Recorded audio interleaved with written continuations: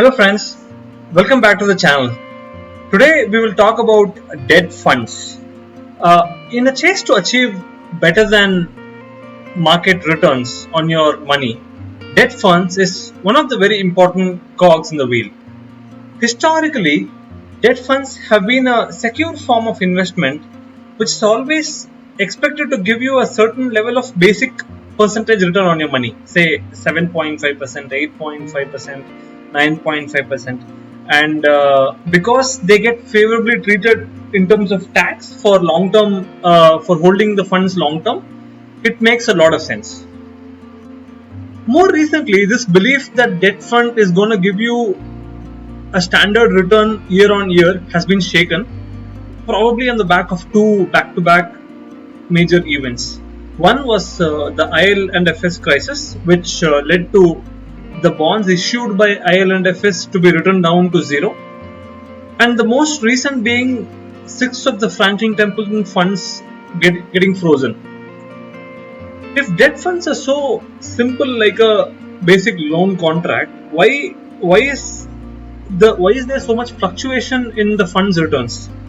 Why is there any risk at all to my investment, right? So these are some questions I tried to solve in my investment journey. So over the last 3-4 years, I think I've made some decent amount of returns through debt funds, and that has through this period, I think I've learned a few things. Through this session, I thought I could share it with you. So debt funds face 3 types of risks. One is credit risk, second is interest rate risk, and third is liquidity risk. Let's look at them one by one and see how one can judge how a fund is better than some other fund, and take a more informed call before you invest in a particular debt fund. As usual, each of these sections is time-stamped in the description for your easy navigation.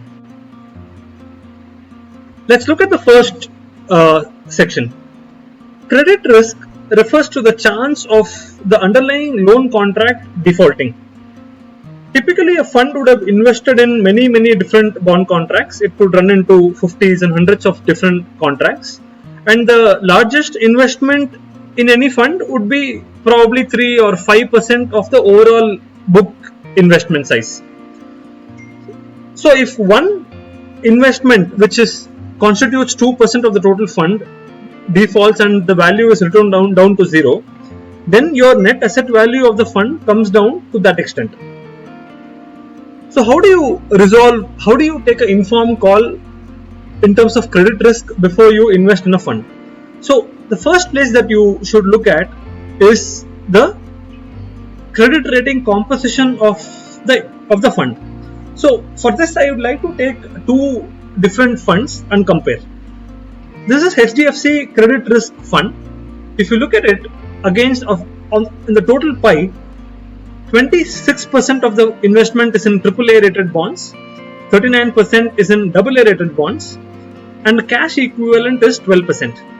So put together of the total money that they have received in the form of investment from investors, close to 77% is either AA or better, and effectively the credit risk taken is minimized to that extent, and the balance 22% is only the risky portion of the investment. On the other hand, let's take a look at Franklin India Credit Risk Fund. So this fund has been recently more famous because of the fact that it is frozen redemptions. So if you look at the credit rating composition of this fund, you see that there is no AAA rated investment at all, and AA is 56%, and rest all is the A and below. 63% of the fund's investment is A and below.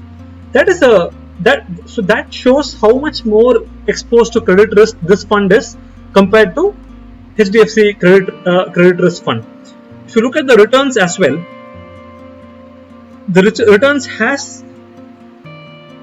has been pretty bad in Franklin India Credit Risk Fund, and if you look at these sudden drops, it would be more because of one of the bonds getting written down to zero or probably lower than the face value. On the other hand, let's take a look at a completely credit risk free fund, which is ICICI Prudential Liquid Fund. If you notice this fund's investment, 79% of the fund is invested in A1 plus, which is basically the AAA equivalent for a short term fund, and 28% is on sovereign bonds, which is basically backed by government, so there is no credit risk whatsoever, and the balance 2% is in AAA rated bonds. So effectively there is very low credit risk in this fund, and accordingly if you look at the return of this fund, it is pretty much standard. It is not great. For example, it will a liquid fund might never be able to give you the kind of returns, long term returns, a well managed credit risk fund will give. But for risk averse investors, or probably simply to understand the concept of credit risk, this is very useful.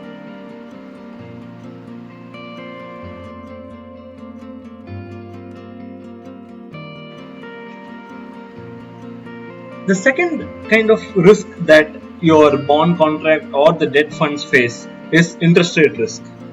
Interest rate risk is slightly peculiar because it impacts only debt funds and not so much compared to the equity funds. To understand this risk, let's take a look at this sheet. Value of a bond is nothing but the present value of the various cash flows which is there in the bond, right? So let's take a bond which is a 5-year contract, and supposing this 100 units is raised to the bond, and it is promised to pay 8% coupon year on year till 5 years, and on the end of 5 years the issuer is supposed to return your full principal along with interest, right? So the cash flow of the bond is laid out.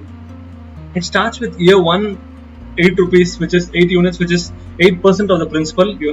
Year 2 it again pays 8%, year 3 8%, year 4 8%, year 5 it pays the interest along with the principal, which is 100 units. Now the value of the bond today, assuming the market interest rate, the rates prevailing in the market is 8%, is 100 rupees. How do we find it? It's nothing but net present value at the rate of 8%, discounting all the cash flows that the bond is expected to provide. Supposing if the market interest rate reduces, say to 7%, right? The value of the bond immediately increases to 104%.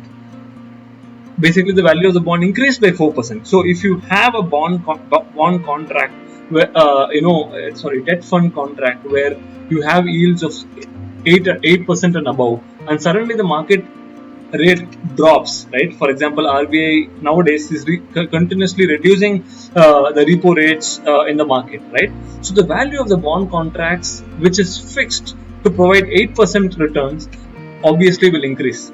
On the contrary, if the market, if we are in an environment where, okay, I thought it's not recording. So if we are in an environment where the interest rates is increasing, instead of say 7%, we are at 10%, the bond value reduces to 92 rupees. It's close to 7.5% reduction. This is precisely the interest rate risk that a bond faces. Now, how do we mitigate it? Like, all bond contracts will face this interest rate risk. So, to avoid this, let's go back to the value research website. The way to reduce this risk is by looking at this parameter called average maturity, right? So if the maturity of the contract is inversely proportional to the interest rate risk it faces, if the maturity, the bond, this fund which has an average maturity of 2.83 years will face less interest rate risk compared to another fund whose average maturity is, say, for example, 5 years or 10 years, right? Why is that? Again, for this, let's go back to the Excel sheet. Here we have two two bond contracts, one which we saw already, and say there's one more bond contract which is a 3-year contract, right? So all else same, 8% market rate, 8% coupon, 100 units as the principal. The value of both the bonds is equal, 100 rupees. If the interest rate rises by say 1%, 9%, you notice that a 5-year bond contract value reduces by close to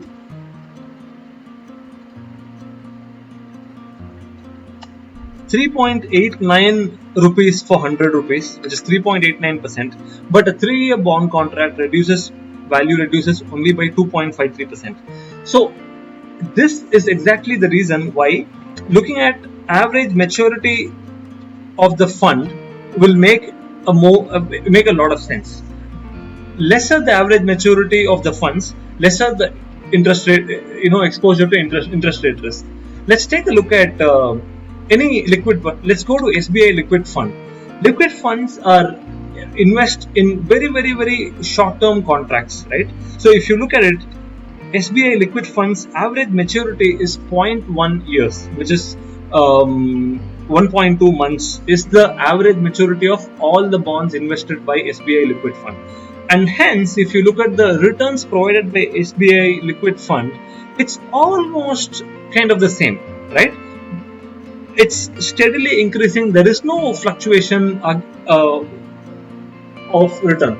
The reason is because in one hand, it does not have credit risk, because liquid funds typically invest in extremely safe bets. For example, it has A1 plus is 73%. A1 plus is AAA equivalent for a short-term bond. It has 22% on sovereign bonds, which is basically backed by the government. There is absolutely no chance of default, right? So number one, these funds don't have any exposure to credit risk, and by reducing the average maturity to such a small duration, they don't have any exposure to interest rate risk either.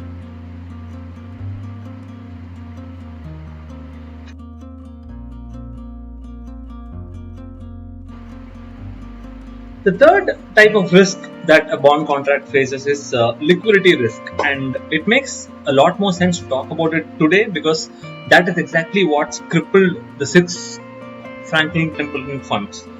In any given day, if all the unit holders go to the fund, wanting to redeem their investment, the fund will collapse.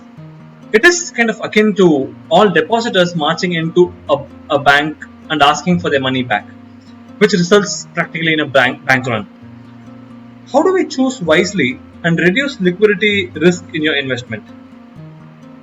I think by minimizing credit risk, which is step 1, we automatically reduce the liquidity risk in a fund, right? Basically, if a fund owns more AA and AAA rated bonds, it will have no problems going into the market and selling those bonds against your redemption. Typically, in a normal environment, not talking COVID environment, normal environment, mostly the redemptions are taken care of for purchases in the same day. But today we are not in a scenario where in a similar scenario. So in such a case, funds do need to sell the bond which they own to ensure that they honor your commitment. So better the credit risk that the fund has, better, more protected you are in terms of liquidity risk. So these are the chief aspects that I look out for before going into any fund, any debt fund, right? Other aspects such as having an eye for the exit load, probably the expense ratio is also applicable for equity funds. So I'm not going to go too deep into this. But these 3 items, the credit risk, liquidity risk, and interest rate risk probably covers 99% of the risk that debt funds face. And if you are having a look out for this, I think you are covered. I hope this made some sense. Thanks for watching, like always. Hope you're staying safe and healthy. See you soon with another video. Thank you so much.